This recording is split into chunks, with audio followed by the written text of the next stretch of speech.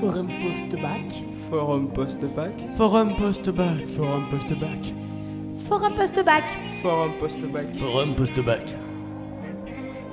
Et de retour avec le 4e plateau, nous avons comme invité Olivier Wurtz, que je me trompe pas, je prononce bien, donc directeur du développement de biologie de l'université de Rouen. J'ai pas été trop vite, ça va? Vous avez compris les gars? C'est bon. C'est bon. Et le deuxième invité, il s'appelle Kevin. Je vous laisse le présenter. Alors Kevin, je vais te laisser te présenter, tes formations, ce que tu veux faire actuellement. Je m'appelle Kevin, je suis actuellement au lycée Pablo Neruda en STI 2D. J'aimerais faire une formation dans l'informatique en général. Je suis ici pour me renseigner.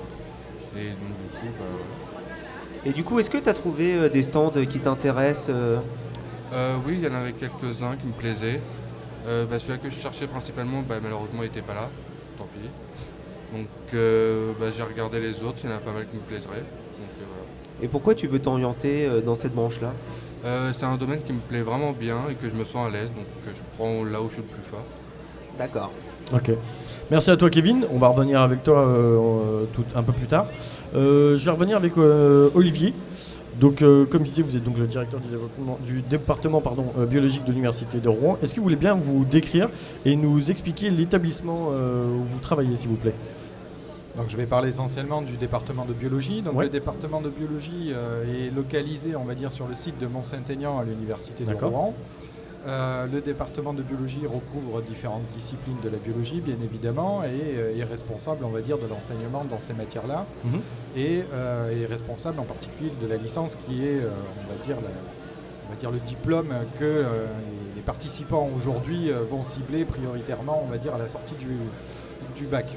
Donc la licence de biologie aujourd'hui, elle est organisée sous la forme d'un portail, ce qu'on appelle un portail, qui permet d'avoir une licence pluridisciplinaire en première année, où effectivement on va retrouver ce qu'on appelle de la biologie comme discipline majeure, mais on va retrouver des disciplines mineures qui vont être encore des maths, de la physique et de la chimie essentiellement, maths et chimie essentiellement. Et les étudiants vont avoir donc l'opportunité un petit peu de mettre le pied à l'université par le biais de ce portail, pour ensuite progressivement se spécialiser, ce qu'on appelle la spécialisation progressive, au cours de leur licence en 2e et en 3e année, en choisissant des parcours ou des poursuites d'études qui vont aller vers les disciplines de prédilection des étudiants.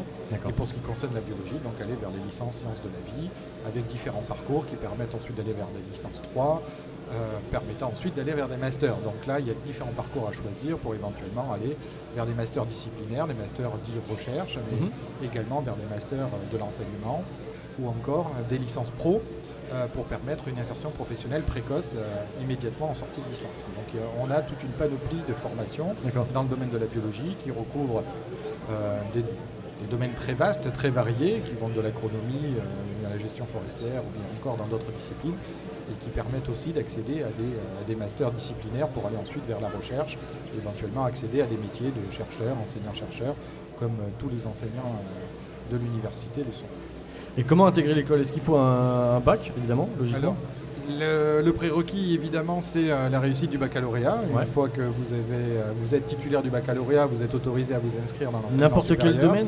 En tout cas, dans le domaine des licences de biologie, vous avez le droit de rentrer dès lors que vous êtes titulaire d'un baccalauréat. D'accord. Ensuite, sera mis en place très probablement des méthodes d'accompagnement pour justement, en fonction de l'origine des étudiants, leur permettre de leur délivrer toutes les chances possibles de réussite au cours de la première année, parce qu'évidemment les profils des étudiants vont être très différents s'ils proviennent d'un bac scientifique ou d'un bac professionnel ou encore technologique. Donc on essaye d'adapter un petit peu les choses de telle sorte à garantir, on va dire, toutes les chances de réussite des étudiants à l'université, mais ça sera fait une fois que les étudiants seront sur place. D'accord. Et quels sont donc du coup les débouchés après cette licence Alors dans le domaine de la biologie, les débouchés peuvent être différents selon le type de licence de bio que vous allez choisir. Généralement, il faut savoir que près de 80-90% des étudiants titulaires d'une licence font une poursuite d'études en master. Donc il n'y a pas d'insertion, c'est pas le choix privilégié, on va dire, des titulaires d'une licence que de viser une insertion professionnelle immédiatement à la sortie de licence.